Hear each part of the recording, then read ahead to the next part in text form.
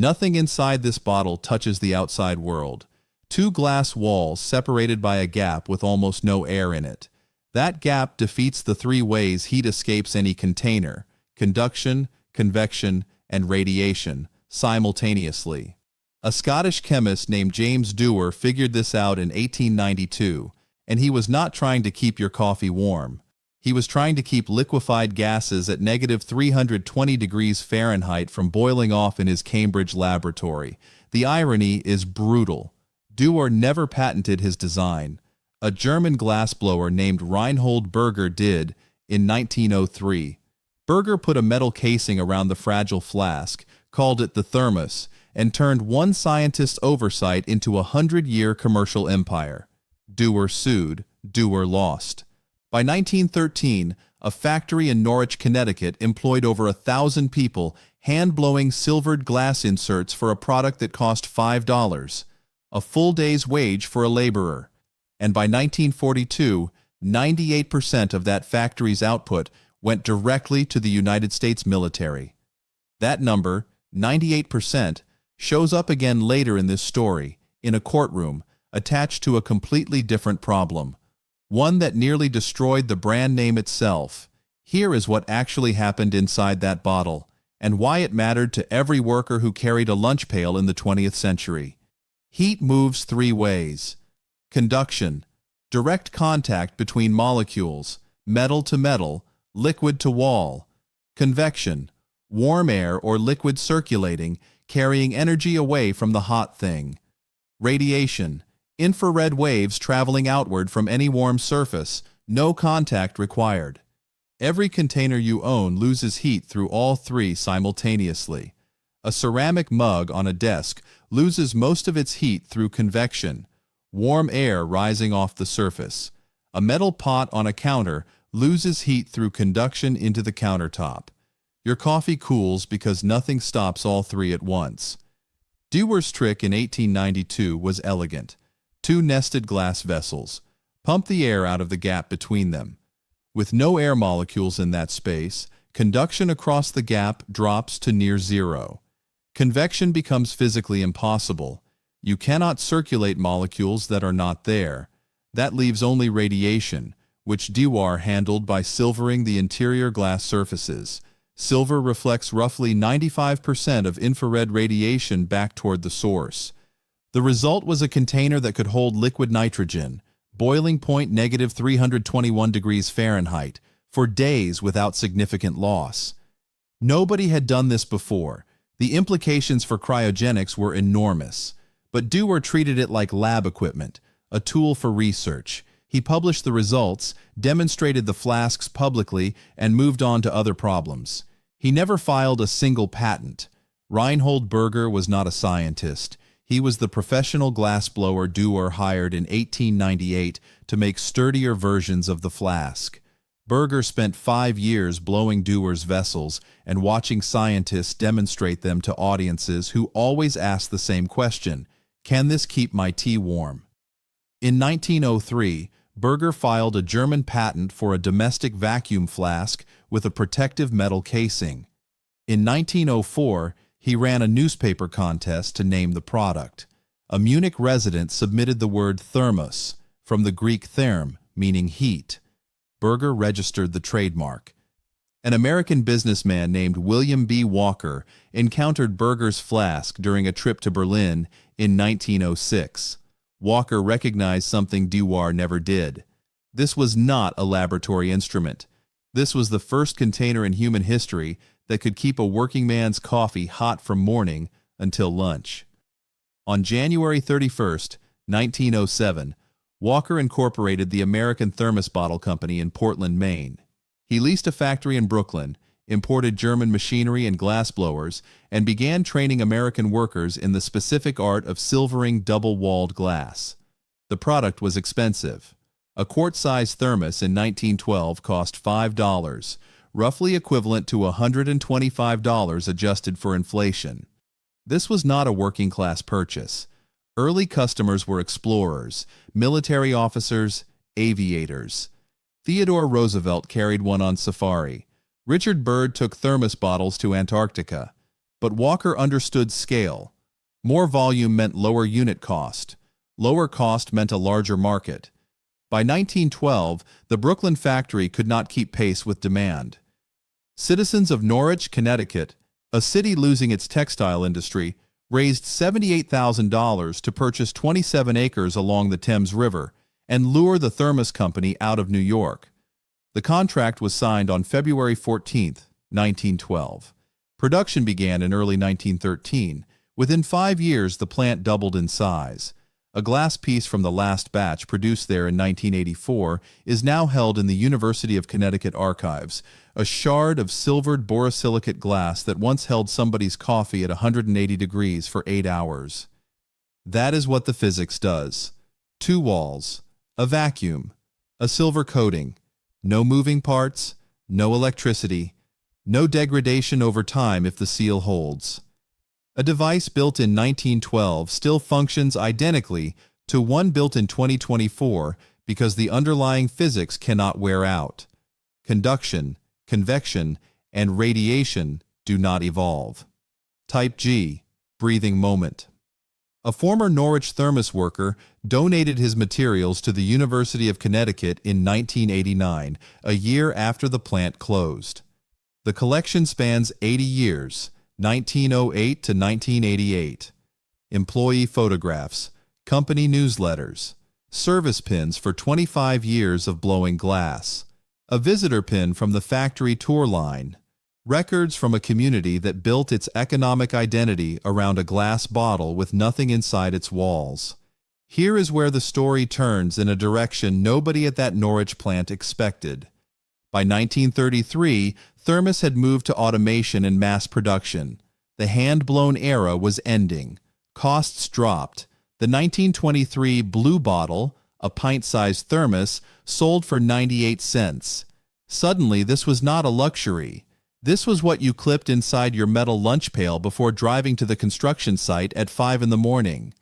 The American Thermos Bottle Company had spent 15 years, roughly 1907 to 1922, actively encouraging people to use the word thermos generically. They wanted it to mean vacuum bottle, period. The synonym was free advertising. Internal estimates from 1917 valued that free publicity at $3 to $4 million. Then the market got crowded. Competitors appeared.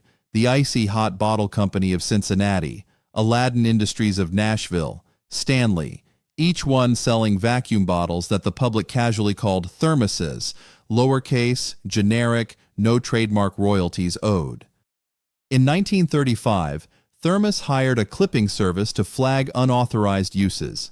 They wrote letters to dictionary editors who listed thermos as a common noun rather than a proper name. A 1940 internal memo acknowledged the problem bluntly. The definitions undoubtedly would be cited against us in a lawsuit. The lawsuit came in 1958. Aladdin Industries announced it would sell thermos bottles under its own brand. King Sealy Thermos Company, the corporate descendant of Walker's original firm, sued for trademark infringement. In 1962, Judge Robert Anderson of the U.S. District Court ruled against them. The word thermos had become generic, not because Aladdin stole it, but because thermos itself had spent decades encouraging exactly that usage. The Second Circuit upheld the ruling in 1963. Aladdin could sell lowercase thermos bottles. The brand retained only the uppercase T. I have read that ruling twice. The judge essentially told a company, "You spent 15 years making your name mean your product. You succeeded, and now you cannot undo it. There is no mechanism in trademark law for taking back a word you gave away on purpose. If you know the phrase genericide in trademark law, where a brand name becomes so common it loses legal protection, this is one of the landmark cases. Aspirin, escalator, thermos, each one a proper name that became a dictionary word because the owner wanted ubiquity more than exclusivity. That ruling did not kill the company, but it changed what the company was worth. If anyone can call their product a thermos, then Thermos has to compete on something other than name recognition. And that competition, over the next 20 years, came from a direction nobody in Norwich saw coming. CTA number 1, placed at approximately 42% mark after revelation. If you had no idea that thermos used to be a protected trademark, that a company actively destroyed its own brand name and then lost a federal court case trying to get it back, hit like on this one. It tells us to keep digging into these stories. Through the 1960s and 1970s, the Norwich plant still employed over 1,000 people. Thermos diversified: lunchboxes, coolers, grills, camp stoves. The 1953 Roy Rogers lithographed steel lunchbox sold over 2 million units in its first year. The 1962 Barbie lunchbox with matching bottle launched a licensing partnership with Mattel that lasted decades. But the core product, the vacuum bottle itself, was under siege from cheaper materials. Plastic-lined containers appeared in the 1960s. They could not match the thermal performance of silvered glass, but they did not shatter if a construction worker dropped his lunch pail off a scaffold. The glass filler inside a traditional thermos was fragile.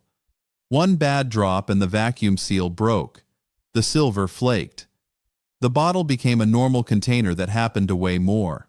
Anyone who carried a metal lunchbox to work between 1950 and 1985 remembers the sound, that hollow crack when the thermos hit the floor.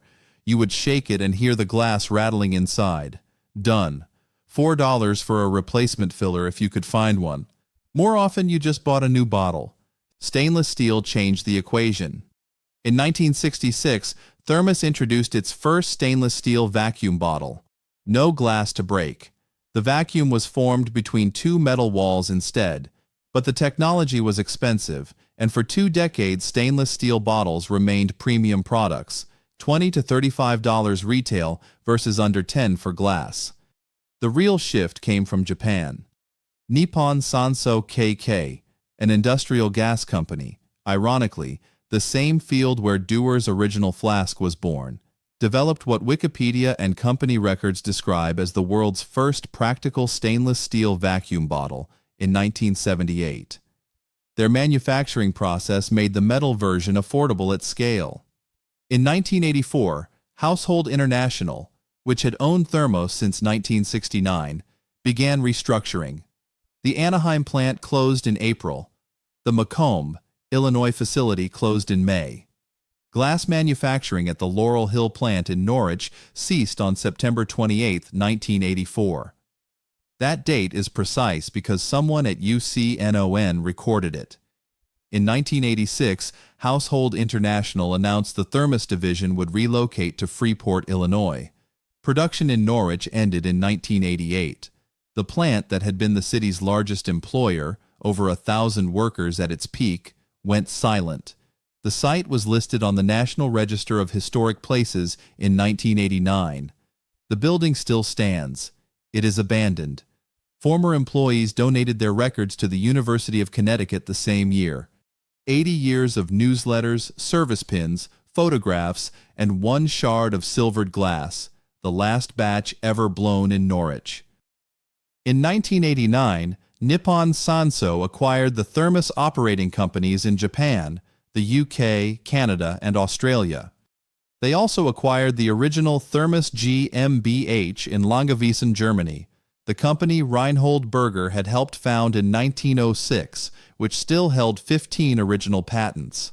That German company had been trapped behind the Iron Curtain since 1945. German reunification made the acquisition possible. The company that invented the stainless steel vacuum bottle now owned the company that invented the brand name Thermos. The physics had not changed since 1892. But who profited from it, and where the manufacturing happened, had shifted entirely. There is something worth sitting with here. The vacuum flask solved a problem that humans had faced since the invention of fire. How do you keep something hot when the world around it is cold? Every solution before Dewar was active. You applied more heat. You wrapped the container in wool or straw. You built a fire and kept feeding it. Every previous method required ongoing energy input. The vacuum flask requires nothing. Once sealed, the physics holds indefinitely. No fuel, no electricity, no maintenance. The only failure mode is mechanical. Break the seal, and air floods the gap, and conduction and convection resume instantly. But if the seal holds, a thermos made in 1913 performs identically to one made today. That is what made it so essential on the job site. A steel worker at a Bethlehem plant in 1938 could pour coffee at 5:30 in the morning and drink it hot at noon without access to a stove, a microwave, or a break room. A farmer in Nebraska could carry soup into a frozen field in January and eat warm food miles from any building. A lineman repairing power cables in a New England ice storm could unscrew a cap and feel something that was not frozen. People who work with their hands in places without kitchens understand what this bottle actually is. It is not a beverage container. It is independence from infrastructure. That is why the military classified it as highest civilian priority during World War II. 98% of Norwich's production went to war use. Not because soldiers needed coffee, though they did, but because medics needed plasma kept at stable temperatures.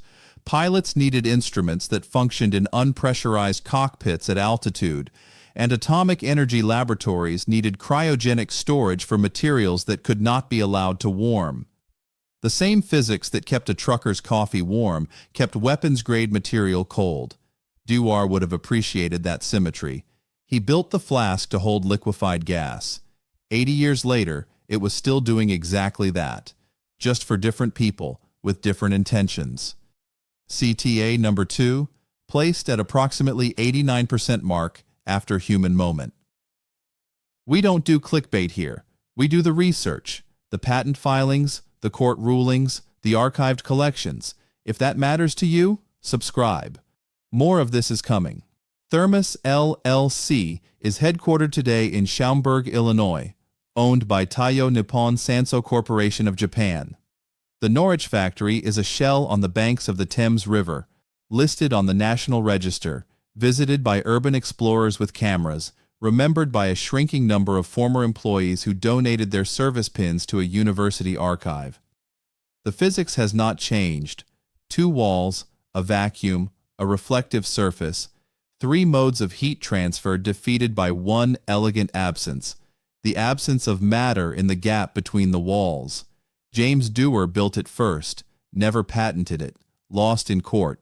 Reinhold Burger saw the commercial application, filed the patent, named it Thermos. William Walker brought it to America, built a factory, made a city dependent on it. Household International moved the factory. Nippon Sanso bought the name. And every morning, on every job site in this country, somebody unscrews a cap and pours hot coffee from a bottle that works the same way it worked in 1892. They do not think about the vacuum between the walls. They do not know about the court case that made the name generic, or the glassblower who got rich off another man's idea, or the 1,000 workers in Norwich who blew silvered glass for decades and then watched their plant go dark. They just drink the coffee. It is still hot. Nothing inside that bottle touches the outside world.